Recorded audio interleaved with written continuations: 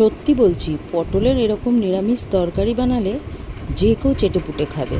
প্রথমে নুন হলুদ মাখানো পটলগুলোকে কড়াইয়ে তেল গরম করে ভাজতে হবে, আর ফোড়নে দিতে হবে জিরে আর শুকনো লঙ্কা। এরপর পটলগুলো ভাজা ভাজা হলে দইয়ের মধ্যে নুন হলুদ কাশ্মীরি লঙ্কার গুঁড়ো ধনে জিরে গুঁড়ো মানে বেসিক যা যা মশলা আছে বাড়িতে ভালো করে গুলে ওই ভাজা পটলের মধ্যে দিতে হবে এবং বাটি ধোয়া একটু জল দিয়ে হালকা করে নেড়েচেড়ে ঢাকা দিতে হবে। এরপর বাড়িতে কাটানো ছানা ওই পটলের মধ্যে দিয়ে সামান্য নুন চিনি আরও একটু মিশিয়ে ভালো করে নেড়েচেড়ে জল দিয়ে পটল সেদ্ধ হওয়া অবধি অপেক্ষা করতে হবে। নামাবার সময় ঘি আর কাঁচা লঙ্কা দিতে হবে। নিরামিষ দিনে পটলের এই নিরামিষ রেসিপি ভাত রুটি পরোটা পোলাও যে কোনো কিছুর সঙ্গে এক্কেবারে জমে যাবে।